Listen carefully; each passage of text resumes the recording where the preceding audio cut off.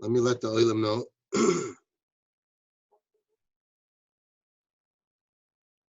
Yeah, you have to walk around. Let me let the boys know that we are running on time.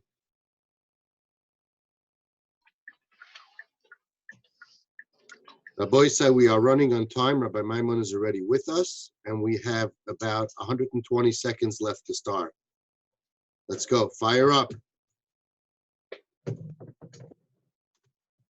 you hear me? I hear you, but it's a little low. Let me see if it's my speaker. No,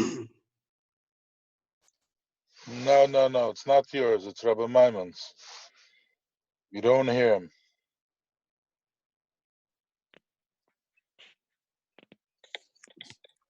You're not muted, but it looks like your mic. Are you on a laptop or a computer?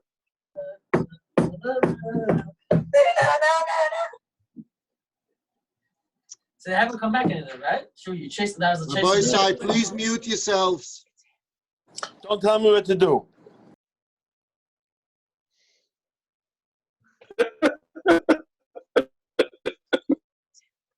Well, now, Reb Nasan, now you're muted. Now Rabbi Nasan is muted, yeah.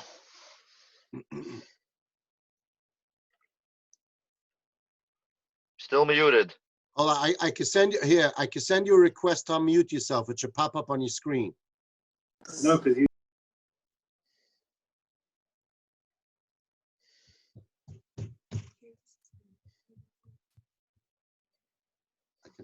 Okay. Back now, are we okay? I think so. Yeah, we hear you. Great. Perfect. Hold on.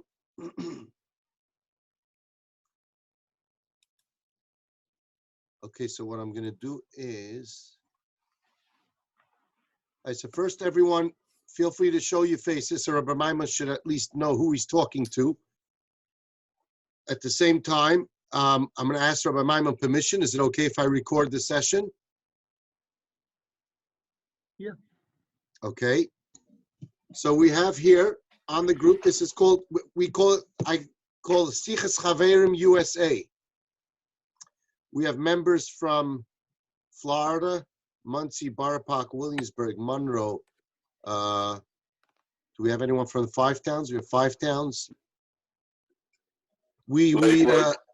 Lakewood. Yeah, Lakewood's a big part of the group. Lakewood's a very Moscow. big Moscow.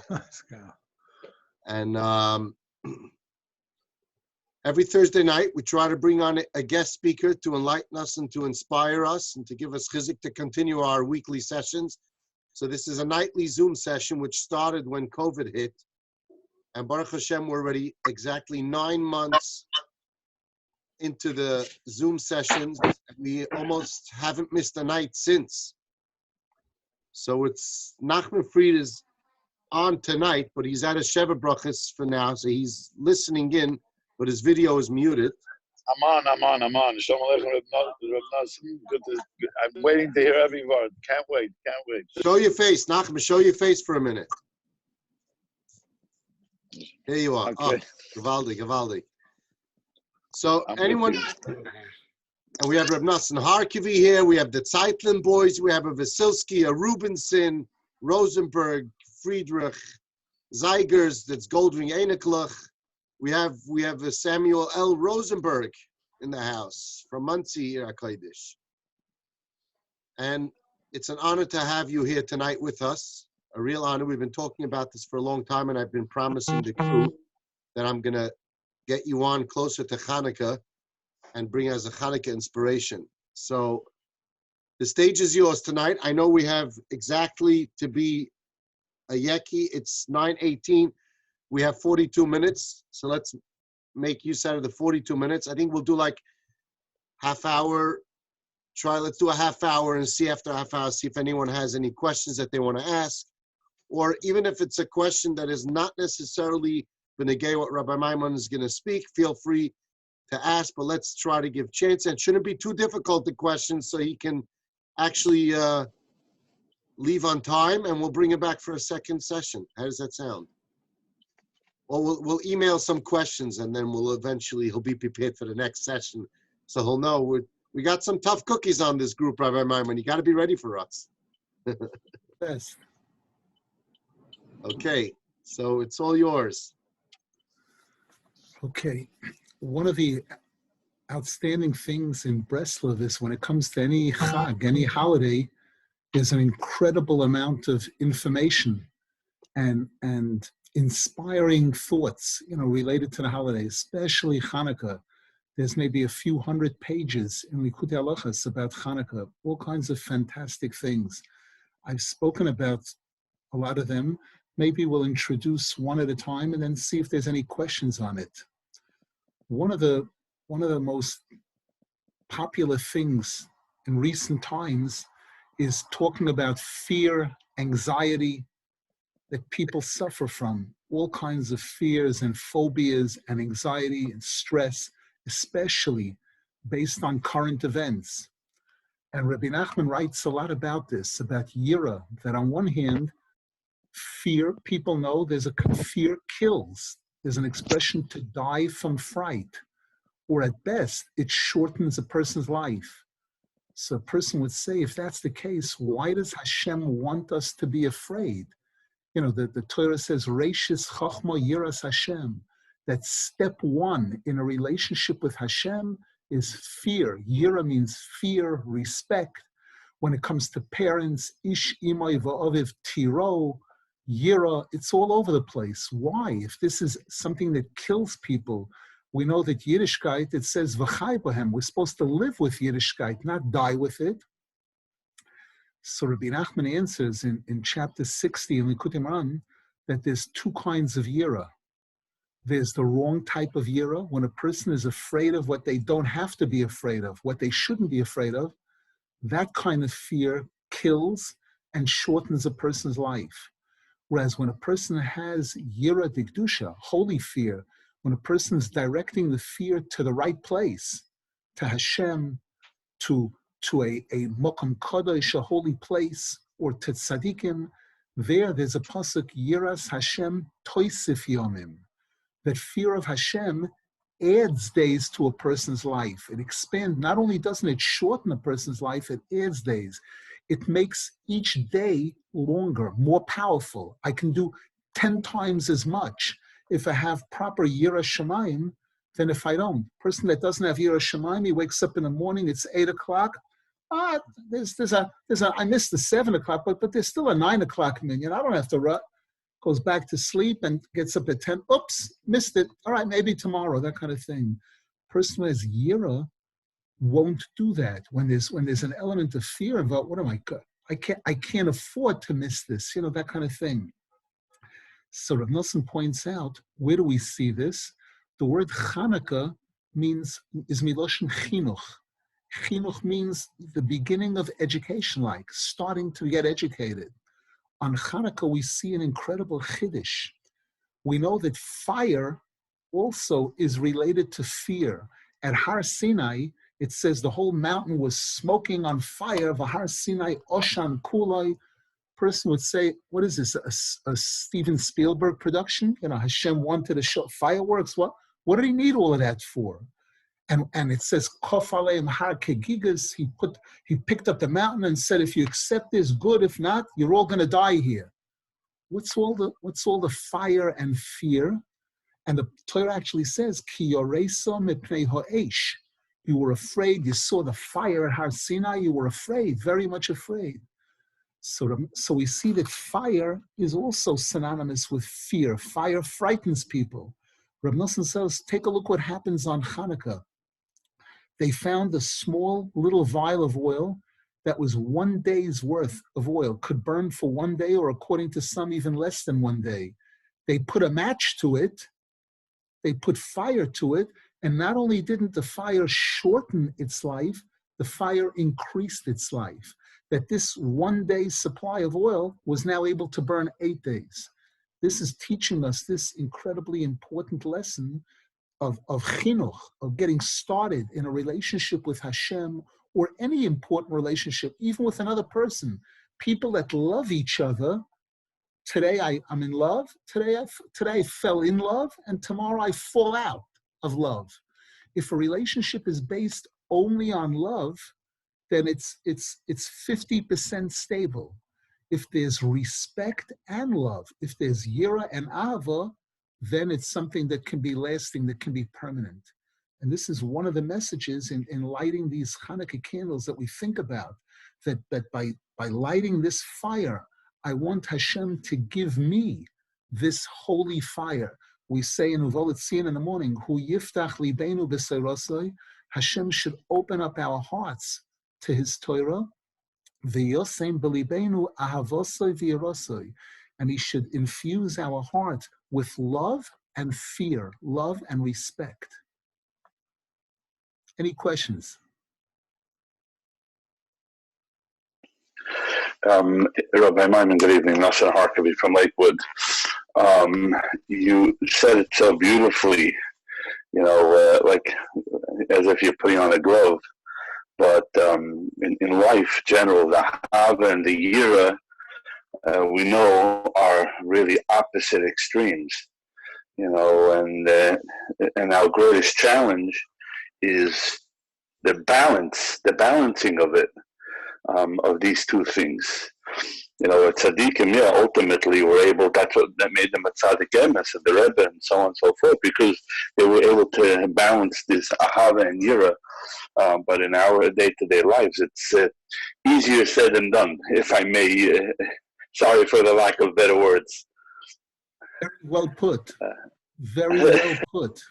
I'll share, let me try to clarify a little. So the question is, how does a person achieve that balance? Yes, correct. You look in Parshas Yisro, right after Matan Torah, when Moshe Rabbeinu sums up what took place, he says there, you know why Hashem did all of this? Leman nasoi selikim eschem, ubavur tihye yirosoi al panechem levilti techtoi. It says two things there. So the Mefarshim point out, Leman nasoi selikim eschem, Hashem did this to lift you up, to elevate you. That's ahava. He wanted to bring us closer to Him. And said you should have fear of Hashem on your face, you shouldn't sin. We see it mentions both things, yira and ava. So now the question is, number one, where do you get these things from, for starters?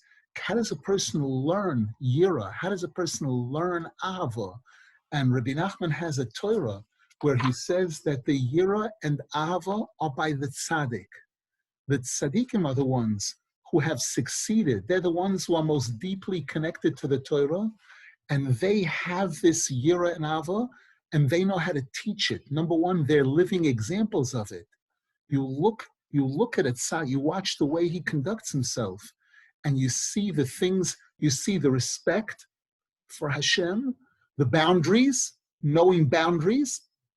And at the same time, you see that if he didn't love Hashem the way he does, he couldn't do the things the things he does. And when we talk, Rabbi Nachman speaks so much about tefillah, about davening, and people ask a lot of times, Rabbi Nachman talks about having an hour of his spoidus. What kind of hour? After 30 seconds, I'm done. What else is there to say? Hashem, I love you, you love me. I need everything. Have a great day. What is there to ask for in tefillah? This is one of the incredibly significant things to ask for, that the Torah tells us that a healthy relationship with Hashem includes yira and ava. Hashem, give me this, and it says you can put it into my heart. Hu yiftach libeinu v'yosim libeinu ava. Hashem, give me yira, give me ava. Show me how to express this. Number one, show me to understand. Give me an understanding of what it is, what boundaries you want me to maintain in my relationship with you. And again, this is one of the things that people struggle with today. I remember my Rabbi, Rav Rosenfeld, spoke about this during his time 50 years ago, when some of the psychologists and psychiatrists We're talking about taking down all the boundaries. That's one of the things that makes a relationship between children and parents difficult, is this mommy-daddy nonsense. What do you mean? Harry, a kid should say to his father, Harry, how are you? And the father says, Joe, how you doing? These boundaries are that because, love, just, or again, places. People wanted to set up communes where it's love, just pure love. Who needs the and that's one of the things that brought society down, about 36 levels, unfortunately, trying to eliminate this critical piece, in a healthy relationship. So is Yira basically the Rav is this defining it as respect? It's both. It's both. It's fear. Yira does mean fear, to be afraid. But it's a fear. Again, there's two kinds of fear. There's a fear that gets a person to run away from something. And there's a fear that generates respect. In fact, the Zohar Kodesh speaks about this, that there are some places in the Torah where it seems that fear is a lower level than love.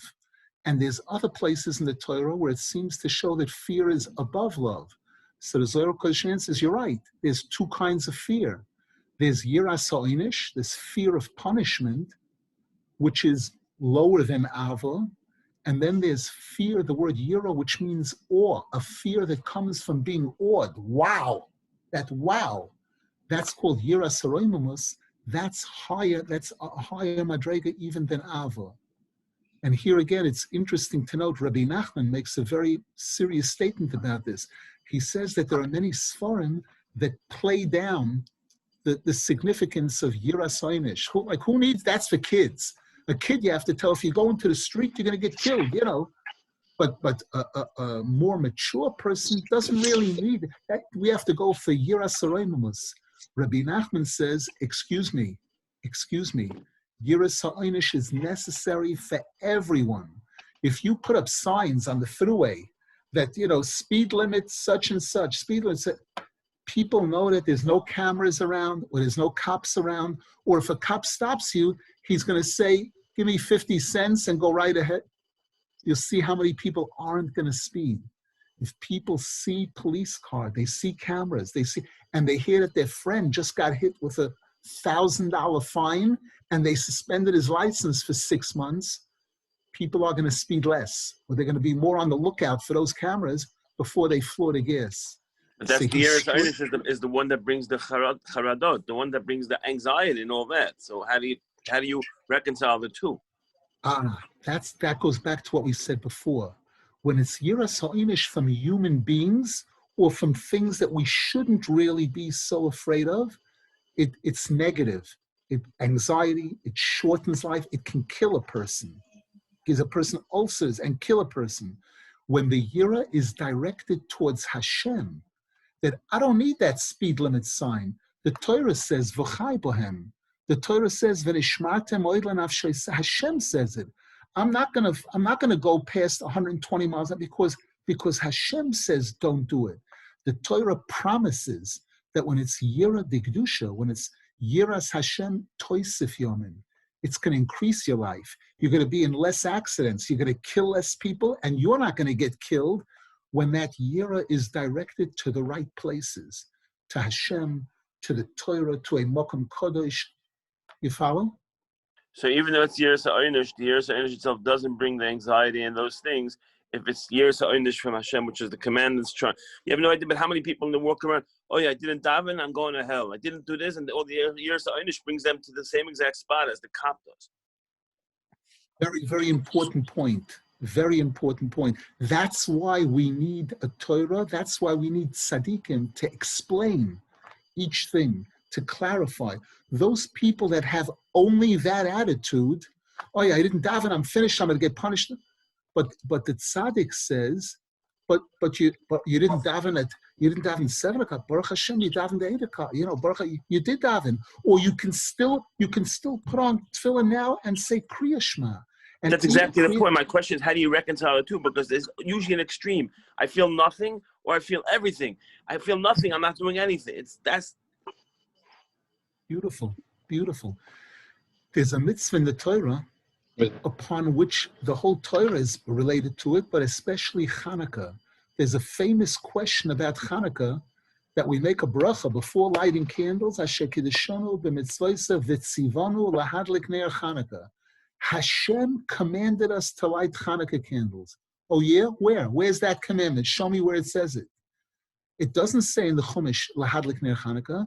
So the answer that's given is, it says in the Chumash, do not deviate to the right or to the left, loisosur yomin usmoil, from what the rabbis will teach us, from what the chachamim will teach us. The mitzvah of emunas chachamim is defined in the Torah as center. Don't go to the right or to the left. Don't try to be more religious or less religious than the way they teach Yiddishkeit, the way they show you what Yiddishkeit is all about, which means that in Yiddishkeit, it's very easy, if a person isn't knowledgeable enough, it's very easy to think they're being more religious when they're being less religious. Or for a person to be, think that they're totally out of it, and they're not. They're still in the ballpark, not just in the ballpark, but Hashem loves them.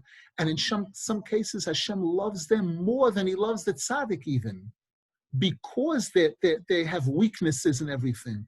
That when a person who has all of these weaknesses, when that person does the smallest mitzvah, Hashem gets more nachas than another person doing 1,000 mitzvahs.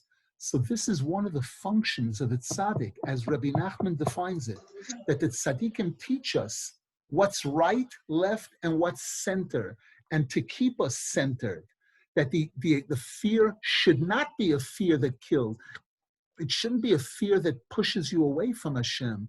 It should be a fear that gives you strength, that gives you the strength and courage that you need to go forward, that kind of thing. Any other questions? Anybody else have a question? Please.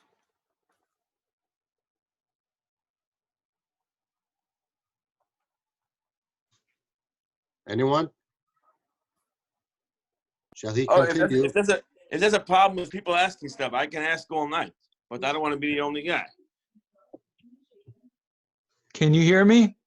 Yes. I do. I wonder, it's the York site coming up in 24 hours of the Dove Bear, really one of the founders of Hasidus. I wonder if you could tie that into something that you're talking about. Sure. The concept of a yortzeit, number one, all the mitzvahs that we're trying to do are generally focused at elevating ourselves, elevating our souls, bringing us higher and closer to Hashem, and elevating the world. When we, for example, the Baal Shem Tov, one of the very significant basic thoughts that the Baal Shem Tov revealed to the world was, actually it goes back even to before his time, even the Arizal, the Sifrei Kabbalah, that in every food that we eat just about, there are souls in those foods. And by us eating properly and making a bracha before we eat the food and making a bracha after we eat the food, we elevate the soul that's in that food. Sometimes a soul could be trapped in a fruit. The Arizal writes about this. People that lived life certain ways that they shouldn't have, and Hashem sends that soul back to earth to give it a second chance. So if the soul is a powerful soul, if the soul was very good and just a couple of small things missing, that soul will come back down to earth in a form of a human being, being given another chance in a sense. Sometimes the soul is sent down to earth in an animal, and sometimes in a fruit. And how does the soul get elevated?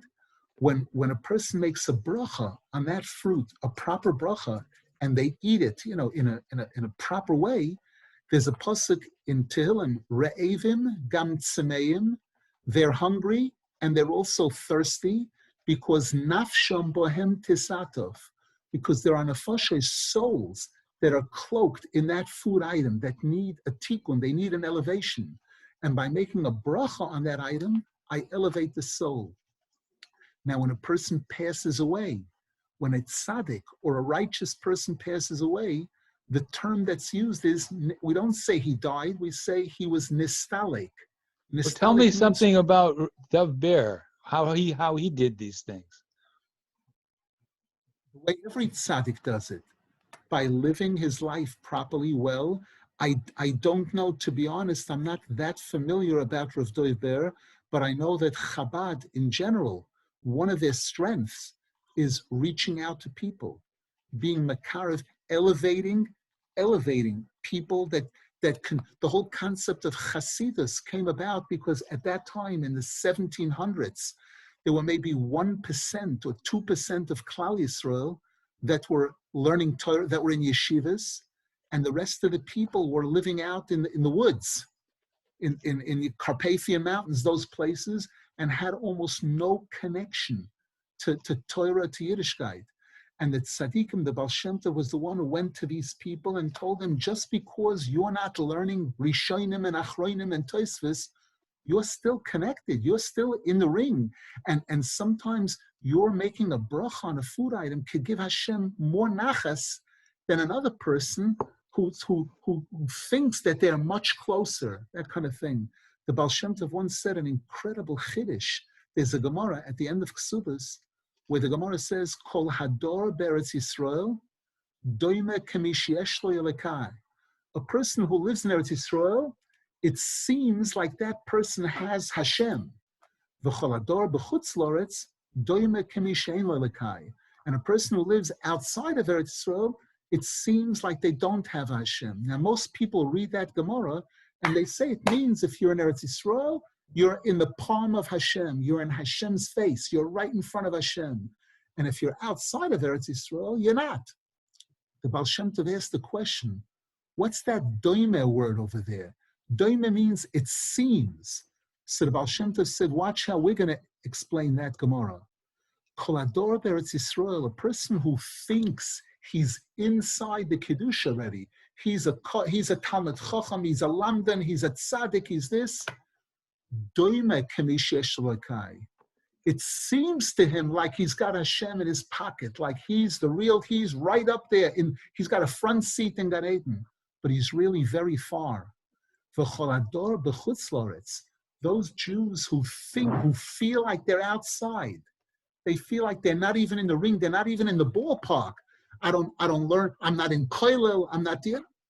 Doime kemish ein elokai. It seems to them as if they're far from Hashem, but they're really very, very close. So this was the message of the Baal Shem Tov, and this was one of the strengths of Chabad, Breslov, this point of reaching out to people and showing them that every supposedly little thing that you do in Yiddishkeit is so special and so significant and so important, and Hashem loves you, and Hashem is waiting to hear from you. This, I believe, this is the message of all the Lubavitcher Rebbes and all the tzaddikim. This is Moshe Rabbeinu's message, and this is one of the things that's highlighted in Chabad, in Breslov. Maimon, it's Mandy Rubinson. Could you talk more about Hanukkah, what the avodah of a Breslov chassid is on Hanukkah, how we should prepare ourselves prior and during Hanukkah? Definitely. Rabbi Nachman once made a statement during his time. He said that Klal Yisrael is divided into two basic groups. One group that puts emphasis on Torah. Learning Talmud Torah Keneged Kulam, just learn. You don't really need anything else that much. If you're learning, you're covered. Another group puts emphasis on tefillah. Tefillah, they daven mamish with a bren, with a fire. Rabbi Nachman said, I want to have the best of both worlds. I want to impart to my students the importance of both of these and getting both of these to work together. The opening line in Likutei Moharan is Da ki al yidei Torah niskablim kol hatfilos v'abakoshes. That you know what Torah accomplishes? Torah helps you get all your tefillas answered. And there's a lot to say about that, but that's the opening line, and that's a theme that carries throughout all of Breslov. The way a Breslover prepares for Hanukkah is, number one, learning the halacha, knowing how to light candles properly. If you don't learn, you don't know. V'lo yamor etz chosid. Rabbi Nachman wanted his students, he said there's no such thing as being religious without trying to learn halacha every day, to get to know what the definition of religion is. Do I do it this way? Do I light candles right to left or left to right? Do I make the bracha before I light or after? That's one piece of it. But there's another piece of it. Rab Nasan once on Sukkot, his student, Reb Nachman Tulchiner, was the one who built the sukkah for him. And in those days, they didn't have these companies we have today where you push a button and magic, your sukkah is up with all the decorations and everything, boom, ba boom. In those days, you had to chop wood sometimes, so you had to buy these planks and nail them together. It was an all-day effort, and a person came out of it wiped out, really struggled to put up a sukkah. So his student, Reb Nachman Tulchiner, when he came into the sukkah at Sukkot's night, he said, wow, what a good feeling it is to come into the sukkah after having really worked on it all day. Reb Nasan said, you're right, but try to imagine what it's like to walk into a sukkah if a person was mispalel to Hashem all day saying, Hatimeni no tam sukkah. Hashem, give me the taste, let me taste what the mitzvah of sukkah is all about. Let me feel what the holiness of sukkah is all about. And this is one of the highlights in Breslov, that there's a Likutei Moharan and there's a Likutei Tfilos. This is something that I don't think exists anywhere else. That Reb Nasan wrote a book of Tfilos, 500, 800 pages, on every chapter in Likutei Moharan that he was able to. He wrote a tefillah pleading with Hashem to be able to understand that Torah and to be able to fulfill it, to do it properly, and to get all the benefits that come from that. So here again, when it comes to a Yontif of Chanukah, if I learn that Chanukah is about Yira Dikdusha, to be able to speak to Hashem in my own words, in English, whatever language a person's best at, and plead with Hashem, Hashem, please help me be zeichet to understand what Chanukah is all about and what it means to me in 2020, now, in my situation. How can Chanukah, how can this mitzvah help me? How can I do it in a way that'll connect me to Hashem, make me feel and make me be close to you, closer to my family? Chanukah is a family mitzvah, Ishu Beisai. There's all, today, so many people are struggling with shalom bayis, with relationships with kids. This is one of the mitzvahs that's supposed to put it all, it's Ish Ubeisai. Hashem, show me how to love my family, show me how to treat my family with the proper respect. Help me be zeichet to be the kind of person that they should want to love me and they should have the proper respect for me. The more a person learns, the Chasidus especially, which gives you the pnimius of each mitzvah, tells you what the mitzvah is really all about. You have what to speak to Hashem about it. The Breslovet Tzadikim, Reb Shmuel Shapiro, they used to go from Yontif to Yontif. As soon as Sukkot was over, they started davening for Chanukah, started pleading with Hashem, Hashem, please help me fulfill all the mitzvahs of Chanukah the right way and to feel what I'm supposed to feel when a person does a mitzvah. To feel closeness to Hashem, to feel elevated. That's an important piece of it. And again, learning is not just the halach. Learning the halachas is step one. Learning the pnimius of what it's about, that you have in the Sifrei Chasidus, in the Sifrei Kabbalah, and especially in the Breslov Sfarim. There's so much written on each holiday. I'll give you one example. The way we light the candles, it's moisif ahoilech. The first night we light one candle, the second night a second candle, so on and so forth.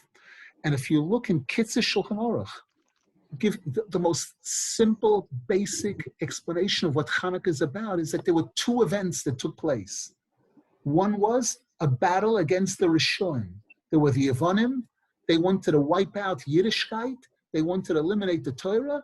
And there was a war that was fought against them, and they were defeated. And it was miraculous, because the Greeks were super powerful and the Jews were and they had much larger group of people and more power. And the Jews were a smaller group, especially the Hashmonaim were a small gang, and they weren't as powerful. And the smaller group defeated the larger group. That's one miracle of Hanukkah. And the second miracle is the miracle with the oil, that a small amount of oil that should have only been able to burn for 1 day or less than a day, burned for 8 days. Rab Nasan explains that this teaches us the message of Hanukkah is a message that defines Yiddishkeit for me. That in Yiddishkeit, there are 2 steps, and both of them are necessary and critical. And each one without the other one isn't really authentic Judaism. Step 1 is recognizing that there's evil, there's bad. There is bad in this world. When Adam and Chava ate from the Eitz Hadas, they connected to Toiv and Ra. And because of that, we face Toiv and Ra every day, every minute. Every minute we have Bechira. We have to choose right, left, yes, no, good, bad. We have to recognize what's good and what's bad and try to make the right choices. And step 1 is fighting that Ra, fighting the Midos Roes inside of ourselves, the anger, the depression, the hate, all the negative qualities, recognizing that this exists and trying to see how I can eliminate the negativity inside myself, in my family, all around me. That's step 1. And to try to get to a good place, to try to get to Toiv. But once a person gets to a certain level of Toiv, the mistake that many people do is they put it in park. I go to yeshiva, I went to elementary school, high school, and now I'm working, and that's it. I'm a Yid, I'm a firm Yid, I'm done. And that's a terrible mistake, because the Torah teaches us chinuch, that basic chinuch in Yiddishkeit requires moisef v'hoilech. There's no such thing in Judaism as putting it in park. A person's supposed to try to grow every day, to improve in my relationship with my wife, with my husband, with my kids, with everybody, to improve in the Bein Adam L'Chaveroi and to improve in the Bein Adam L'Mokoim. And here, this is one of the messages in Hanukkah, in this special Yom Tov. It's teaching us Judaism 1.1, that basic Yiddishkeit, there's two channels that I have to be working on. Eliminating recognizing, learning what is Ra, what's Toiv, what's Ra, and knowing that I cannot come close to Hashem unless I eliminate the Ra inside of me. I have to work on myself constantly from the day I'm born to the day I leave the world, to try to search for the Ra and get rid of it, and then trying to be moisef v'hoilech, trying to grow every day a little bit more, a little bit better, either in quantity or quality or both. Reb Nasan Liebermensch, so sein gesund. I heard from him many times. He said, when the Yom Tov comes, there's Kidei Chiyunoim. There's an or in the Yom Tov, and every person gets it automatically.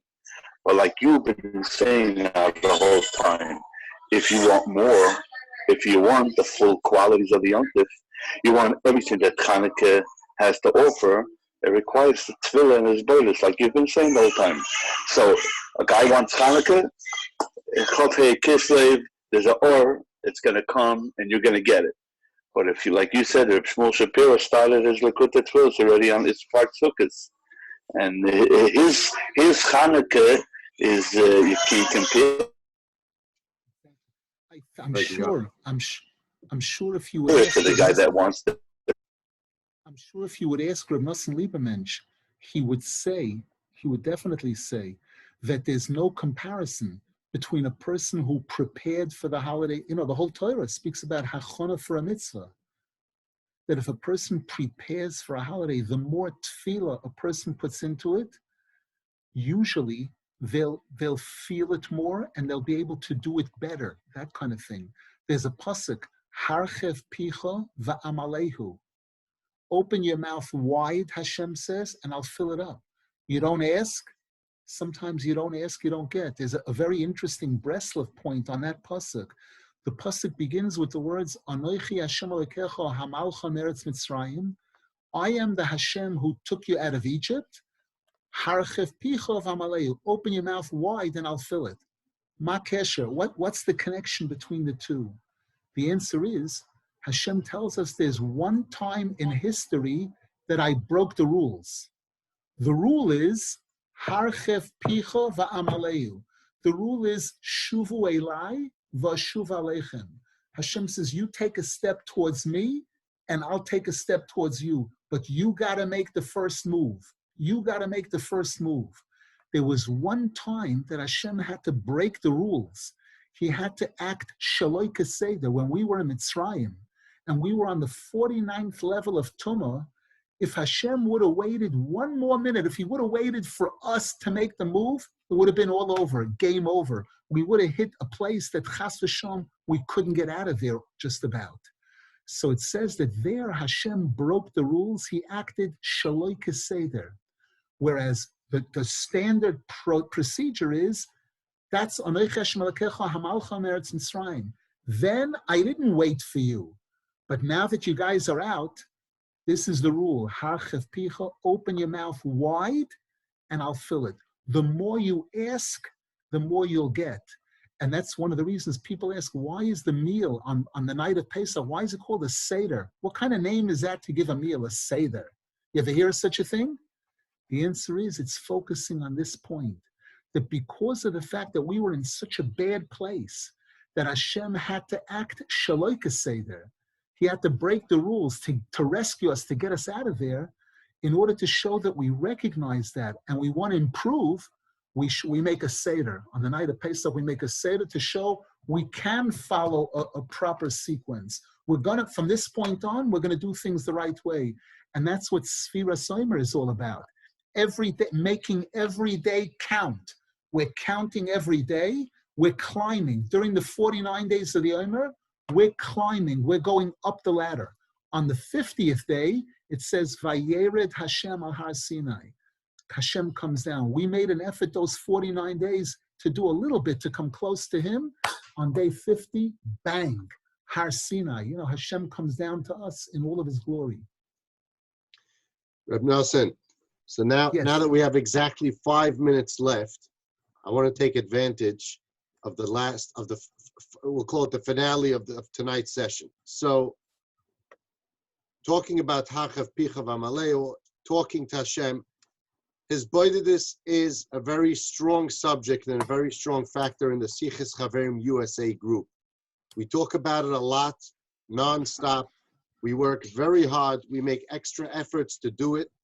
Everyone tries to commit to 10, 12 minutes a day, 15 minutes a day. When they're done, they post it on the group that they did it so that it gives other people chizuk. We have 5 minutes left, or not even 4 minutes left. I'm going to put a short challenge. If you can give us divrei chizuk, 3.5 minutes of how to be mechazik ourselves, to continue this boidedus, and even in 60 seconds, how you would explain, when you buy the book called Guitar for Dummies, there's the guitar for, so let's call it his boidedus for dummies. Okay, give us a 60-second explanation how you would break it down, what his boidedus is, and give us 3 minutes of chizuk to continue and to get us to do it. Sure. I'll try to do more than that. When I was 6, I came to Breslov when I was 16 years old. I was learning in yeshiva. First, I learned in Yeshiva Torah V'das, and then I went to BTA, Yeshiva University High School, for part of high school. Wow. And I came to Breslov when I was about 16, 17, and that was when I first heard about this. And my friend, who introduced me to Breslov at the time, a guy that lived in my neighborhood, when he spoke to me about it, he said, try it for 3 minutes. Try doing this for 3 minutes. Again, this was going to be the first time in my life. I davened Shachris Mincha Ma'ariv, a few thousand times, but I never spoke to Hashem in English, number one, and never where I had to write the script. So I remember I came home at night from a shir of Rav Rosenfeld, one of his shirim. I went down to my parents had a split level house. My room was downstairs, and we had a shared carpet on the floor. And I sat down on the floor on this shared carpet, and it's Hashem and me in the room. And I started talking. I started trying to talk. And every 15 seconds or so, I looked at my watch. And I never knew that 3 minutes was such a long time. I couldn't believe it. It felt like 300 years, literally, to fill up 3 minutes with talking to Hashem. Seriously. A few months later, I remember I once did it for 90 minutes and I wasn't finished. And this is a kid. I'm not married, no kids, no responsibility, or supposedly almost. There's a Sefer Hishtapchus HaNefesh, which is a collection of everything Rabbeinu Zal says and Rav Nasan Zal and about tefillah in general, and especially his Hisbodedus, that takes you through the whole Torah, showing you what they davened for. Adam Arishan, what did he daven for? Noach, Avram Avinu, every one of these masters, it gives you the examples of when and how they spoke to Hashem. Eliezer, when he went looking for a shidduch for Yitzchak Avinu, what did he say? He said, how he spoke to Hashem. Now, I listened in, Rabbi Rieti Shlita was on your program and I was listening in. The question was posed, and I heard what he said. It was beautiful, beautiful. There were one or two things I'd like to add to it.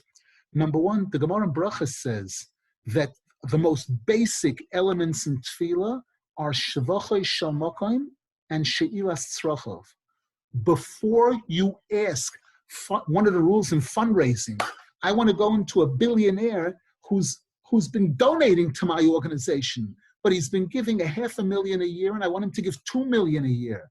And I say, you're so rich. Hashem made you so rich. What's $2 million for you? It's pocket change. Come on, write the check. Not that much of a chance.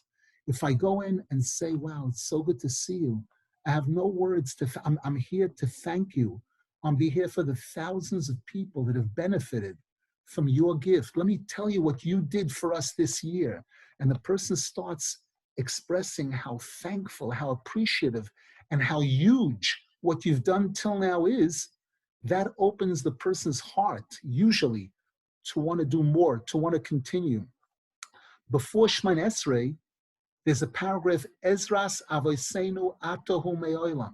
Hashem, you were always there for us. And in that paragraph, it goes, Mogeinu Moshia Lohem. But if you read that paragraph carefully, you're going to see again how we talk to Hashem, saying what a great guy he is, and how he's always Mitzrayim, all of these things.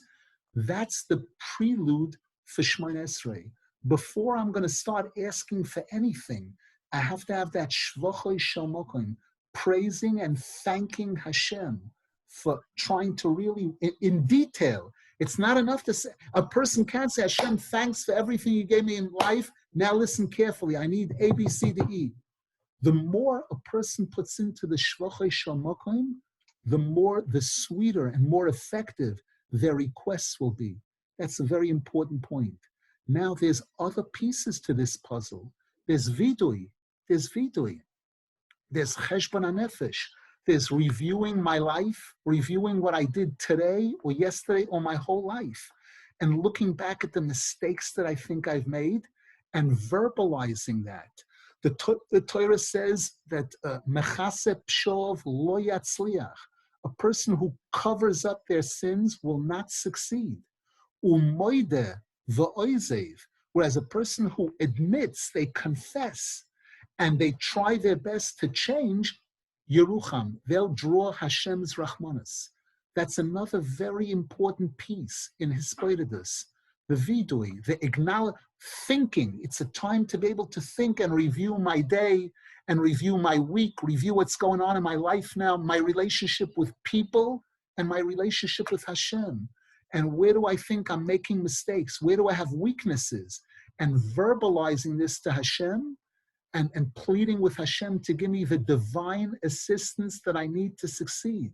The Gemara says in Kiddushin, what does the Gemara say? The Gemara says that one-on-one against Hashem, against the Yetzer Hara, no chance. The Gemara says, B'chol yoim v'yoim yitzroi shel adam mizgaber olav, u'b'chol yoim v'yoim yitzroi shel adam mischadesh olav, ve'ilmolei HaKadosh Baruch Hu oizroi lo yochaloi. The Gemara guarantees that a person cannot succeed, cannot defeat the Yetzer Hara without divine assistance. So again, to be able to talk to Hashem about my Yetzer Hara, what my Yetzer Hara is all about, the things that I'm struggling with, the things I find difficult, and to plead, I need your help, Hashem. You said in your Torah that without your help, I can't succeed. Please help me. Please help me. And again, Dvorim hayotzim and alev, if it comes from the heart, it penetrates Hashem's heart. And with time, this is a very important warning. We're living in a crazy, ridiculous time where if I hit the button on my computer and I don't get a response in a nanosecond, time for a new computer. If I ask my wife for something and she doesn't give it to me right away, it's time for a new wife. Everybody knows that, right? But Rav Nasan Zal writes in Likutei Halachos many times that when it comes to Avodas Hashem, it's not fast food. There are certain rare times where a person hits a grand slam, where the timing is right and everything is right, and you ask for something, and boom, you get it right away. Hashem shows the person. But most of the time, it doesn't work like that. It takes akshonas. Rabbeinu Zal says, "Tzoras liachs action godol b'avodas Hashem." You got to keep punching, and if you keep punching, I remember hearing from Rav Nachman Burstein Zichron Avracha that there's a Gemara, toiv ma'at bekavana, meharbe shaloi bekavana.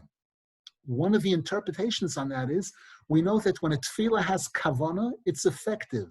When it doesn't have kavana, it's less effective. So he said, how do you get to have kavana? Toiv ma'at bekavana. You know how you'll be able to get a little bit of tefillah with kavana? Meharbe shaloi bekavana. You'll daven 100 tefillahs. 99 of them will be you're all over the place. You're not constant, you're not this, not that. One of them is going to be a grand slam. One of them, you're going to daven a tefillah that's really going to come from your heart, and that one is going to turn all of those 100 tefillahs into a battering ram that'll smash open the gates of heaven, and you'll get to a whole new level of connecting to Hashem.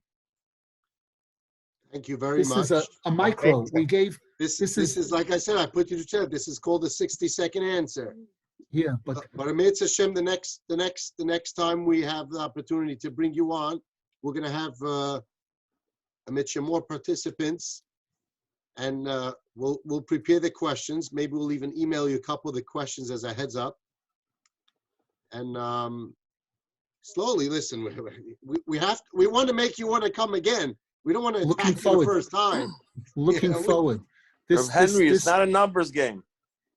This group is so special, really. This group is, you're right, it's not a numbers game. There's a pasuk, toiv ma'at latzadik. A few that are connecting to a tzaddik sometimes can be more than thousands, that aren't connecting the same way, that kind of thing. I thank you Looking very forward. much. Good job. Thank you so much. Thank you. On behalf of the whole group, behalf of the whole group, have a lechtige Shabbos. And we thank you again. And a freiliche Chanukah. And we're looking forward. Have a good Shabbos. Thank you again. This is delicious. This is better than latkes and sufganiyot. Thank you. Thank you. Thank you very much, Rabbi. Good Shabbos.